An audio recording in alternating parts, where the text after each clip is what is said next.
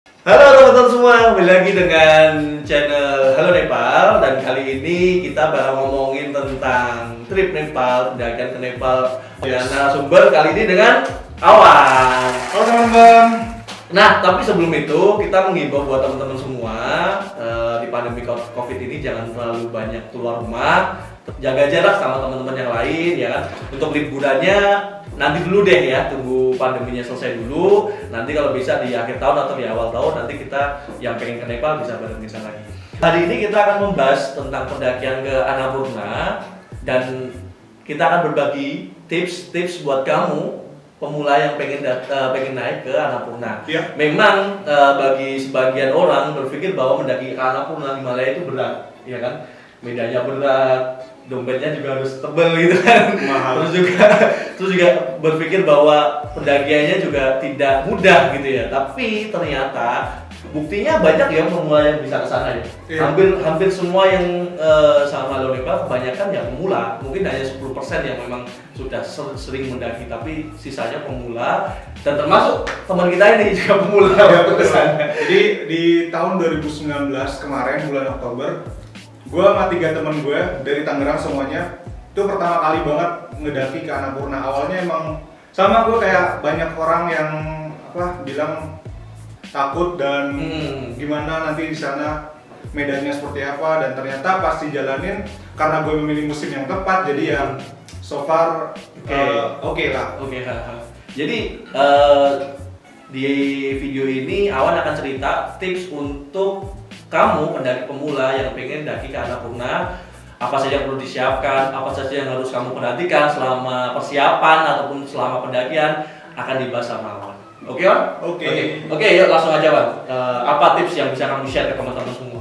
Kalau tips untuk pemula, tips pertama itu kita harus memilih musim yang tepat. Oke. Ya, seperti yang udah gue bilang tadi. Musim yang tepat itu bisa di bulan April, Musim semi. April sampai ya April Mei itu. Karena di Juni Juli itu sering banget hujan. Hujan dan badai gitu. Iya. Kalau gue sih berangkatnya di musim gugur di September sampai November. Ya, itu bagus banget. Setiap hari, setiap pagi selalu cerah, tapi siang ke sore itu Iya. selalu mendung, tapi oke. Asal jangan di bulan-bulan winter ya. Boleh sih Iya. winter sebenarnya. Cuman hindarilah di bulan Januari Februari seperti pengalaman gue kemarin di Februari sebelum sempat ditutup semua karena Covid ya, kita sempat ke Annapurna. Nah, di Februari kemarin cuacanya tidak bisa diprediksi karena tiba-tiba cuacanya memburuk, terus tiba-tiba hujan salju. Dalam 3 hari itu kena hujan salju terus. Jalannya udah ketutup salju, terus jalan kepleset-pleset kayak gitu, terus untuk nafas kan susah ya karena suhunya bisa minus 10 sampai minus 15 kayak gitu. Jadi untuk keamanan, menghindari avalanche, menghindari badai salju lebih baik di bulan-bulan seperti Awan tadi. Iya, kayak September, Musim Oktober, semi. dan November. Mas, kalau misalkan untuk pemula yang pengen ngerasain salju, Ya. bisa juga di Desember. Bisa Desember bagus banget. Jadi untuk yang pemula tapi pengen salju bisa di dua sih, di Maret sama di Desember. Maret itu masih ada salju tapi memang nggak setebal di bulan-bulan Februari, Januari. Dan di Desember itu udah mulai masuk musim dingin tapi saljunya belum banyak banget. Ya. Tapi kalau kamu pengen challenge, wah nggak mau lah, aku yang biasa-biasa aja, pengen yang agak menantang ya is okay, nggak Oh, apa-apa. berangkat Februari ya? Februari Gimana? itu nggak ada yang daki coy. Yang kedua, Wan, tipsnya Karena perjalanan ke Annapurna itu memerlukan waktu yang cukup lama, kayak trekkingnya itu bisa sampai 6 sampai 7 hari. Jadi persiapan fisik itu penting banget. Sebulan sebelum kita berangkat ke Nepal, kita harus mempersiapkan fisik kita. Kayak kalau gue, karena tempat gue di Indramayu deket banget sama pantai, gue tiap sore olahraga lari. terus apa lagi kira-kira selain lari yang mungkin bisa Ya kardio apapun itu, naik turun tangga. Iya. Misalnya trek yang paling bikin kesel banget itu waktu Tanjakan Comrong ya? Iya. dari belakang aja emang. Karena gue waktu itu ke Comrong itu via Matthew. Jadi jalan dari Matthew ke Comrong berapa jam? Dekat 4 jam. lah. 3 sampai 4 jam. Matu sama Comrong sekitar 4 jam. Iya segitu. Dan tanjakannya bener-bener nggak ada hentinya. Terus nanjak terus. Dengkulnya udah sampai gimana? Iya. Oke, tips yang ketiga, kita harus siapin obat-obatan, itu penting banget. Pertama, vitamin yang buat kita selalu fit di pendakian. karena nggak boleh kita drop sama pendakian. Bener. Biasanya gue beli obat namanya Diamox. Itu bisa dibeli di Pokhara ataupun di Kathmandu. Oh, di apotek-apotek sekitar sana banyak. Diamox tuh penting soalnya itu bisa mencegah kamu dari penyakit AMS, penyakit ketinggian. AMS tuh kayak gimana tuh gejala-gejala? AMS itu gejalanya kamu mual, pusing, gitu kan? Bisa muntah juga. Ya, Soalnya muntah juga, iya. Pak Andik itu muntah-muntah waktu di IBC. Jadi itu gejala paling umum AMS adalah muntah-muntah, mual, pusing. Jadi solusinya cuma satu, turun. Solusinya cuma turun. Turun pun kalau iya turun, kalau sanggup. turun ketinggian. Karena kebanyakan yang kasusnya kena AMS di atas, dia harus diangkut helikopter. Oh. Kalau enggak bisa fatal. Duit lagi tuh. Duit lagi.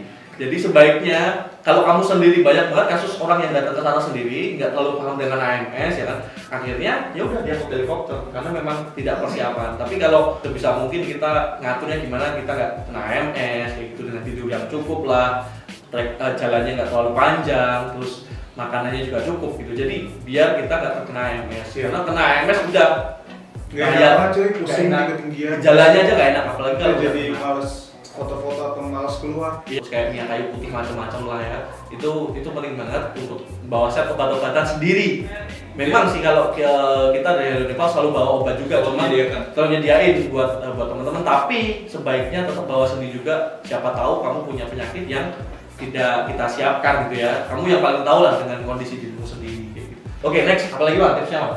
Dan ini persiapan makanan sih, ini penting juga. Penting juga. Ada beberapa orang yang banyak sih, banyak. Termasuk gue nggak cocok banget sama makanan yang di Nepal. Nggak enak banget. Masih bisa dimakan tapi kurang ini gitu. Dia itu terlalu banyak rempah ya. Iya. Terlalu banyak rempah. Galgat juga enak tapi ya kombinasinya sekali oke, kalau kita tiap hari makan itu terus bayangin teman kombinasinya itu nasi yang ambiar gitu, nasi yang kering, yogurt, kari, terus daun apa itu ya, daun hijau, daun apa ya, dan itu harus dicampur loh, bayangin.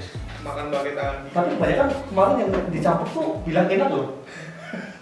Aku sih enggak ya, mending kelaparan sih aku di itu. Iya, jadi makanan yang bisa tahan lama, dibawa kayak abon, terus rendang, teri, itu sambal penting juga, terus indomie. Bisa mungkin yang tahan lama, kamu cukup beli nasi sama telur, ya kan? Udah tambahin itu udah cocok deh. Daripada di sana nanti nggak bisa makan, akhirnya mempengaruhi performa kamu kan, mempengaruhi kesehatan kamu. Oke, Wan, apalagi Wan? Tipsnya Wan? Perlengkapan pendakian yang proper ya. Iya. Kayak sepatu itu penting banget. Jadi sepatunya benar-benar harus kuat dan bagus, soalnya ada teman kita bukan di pendakian yang sebelumnya pernah kejadian sepatunya jebol juga gitu, jebol akhirnya di tengah jalan kan susah tuh, kamu mendaki 6 hari di tengah jalan tuh jebol, kamu mau naik nggak bisa. Nah untungnya di Comrong tuh ada yang jual sepatu, jadi sebisa mungkin ya kamu bawa sepatu yang proper ya. Kalau bisa baru ya Pak ya. Kalaupun nggak punya dari Indonesia dan belum sempat beli, kamu juga bisa beli di Pokhara. Di Pokhara bisa. Di Kathmandu banyak banget. Di Kathmandu, di Tamil bisa, banyak dan murah. Bahkan yang asli itu lebih murah dari sini Mas. Kalau misal sepatu di sini harganya yang bermerek harga 5 juta, di sana cuma 1,5 sampai 2 juta. Iya. Jadi bisa lah kamu chest strip sepatu. Terus apa lagi selain sepatu? Jaket tebal karena gue pakai AirAsia, jadi jaket itu memakan space banget.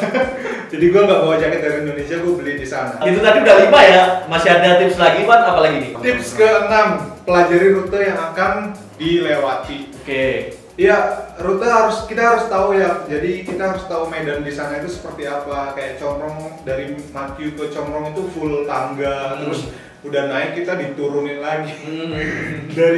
Kalau rute sih ya, gue waktu itu dari Matyu terus Comrong, kita nginep di Comrong, terus jalan lagi ngelewatin beberapa desa, tapi tujuan kita Himalaya itu kita istirahat lagi, dan besoknya kita lanjut lagi ke ABC. Tapi sebenarnya diharuskan nginep di ABC, tapi karena waktu itu kita masih punya waktu dan cuaca juga bagus, jadi kita lanjut buat nginepnya di ABC, di Annapurna Base Camp-nya.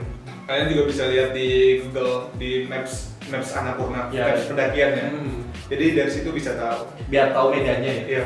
Karena kan ada medan yang bahaya banget, ada jalur avalanche, ada jalur sungai. Ya, jalur avalanche tuh di Urali yang pas kamu lihat air terjun itu kan. Tips terakhir gue mau ngasih tahu kalian spot-spot yang bagus selama pendakian di Annapurna. Jadi kita harus tahu ya spot-spot yang menarik biar nggak kelamaan berhenti. Iya, biar nggak kelamaan berhenti. Jadi emang semuanya bagus pemandangannya, tapi gue mau ngasih tahu kalian tempat yang benar-benar bagusnya. Yang menurut gue benar-benar bagus itu dari Himalaya ke Deorali. Pemandangannya bagus banget, kita udah bisa ngeliat puncak Maca Pucre. Maca Pucre di depan. Ya, ada air terjun, sungai-sungai dan padang savana juga. Itu bisa buat konten kalian di Instagram, itu bagus banget. Ya pokoknya dari Deorali ke MBC juga bagus, MBC ke MBC apalagi. Ya, semakin ke atas semakin bagus ya. Semakin bagus. Ya, kalau di pagi hari di tempat pagi hari dari kamar bisa buka jendela, lihat langsung puncak-puncak. Itu pertama ekspres pertama sih ya. Kita bisa lihat jelas pertama kali itu di Jurang itu. Spot-spot penting itu teman-teman harus tahu ya, biar nanti di jalan tidak berhenti di semua titik gitu loh. Kalau kita kebanyakan berhenti, yang pertama dikit-dikit foto, ngabisin waktu ya, karena dikit-dikit foto. Yang kedua, kamu akan lebih capek.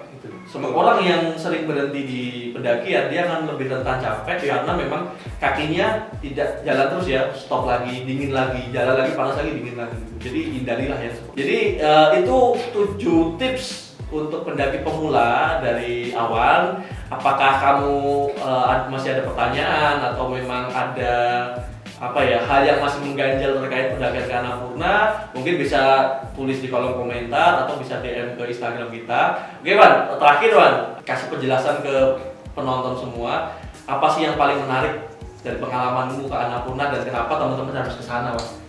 Pengalaman menarik itu menarik banget karena buat pertama kali buat gue, dan sepanjang perjalanan, sepanjang pendakian view-nya bagus banget. Dan kalian wajib banget ke Annapurna bagi yang udah siap fisiknya, siap materinya. Itu wajib banget ke sana, at least 1 kali dalam seumur hidup. Gitu ya teman-teman ya. Mudah-mudahan terinspirasi dari Awan yang sudah ke ABC dan pengen juga ke sana. Walaupun sekarang lagi ada COVID, kita nggak bisa traveling, nggak apa-apa lah ya, punya rencana, punya planning. Mungkin akhir tahun nanti atau misalkan tahun depan kita akan ke Annapurna, nanti bisa kontak kami, kontak Halo Nepal untuk join bareng trip kita ke Annapurna. Kita setahun rata-rata 6-7 kali ke Annapurna, jadi jangan pilihlah waktu yang paling tepat seperti tadi sarannya Awan, pilih waktu yang paling tepat, Oktober atau November itu bagus gitu ya. Jadi sebaiknya kamu siapin waktu-waktu yang bagus, siapin tabungan, siapin perlengkapan, dan juga siapin fisik biar bisa kesana dengan nyaman. Yap, betul. Oke, gitu dulu. Terima kasih teman-teman semua sudah nonton di channel YouTube Halo Nepal. Mudah-mudahan ketemu lagi di video selanjutnya. Dadah semuanya.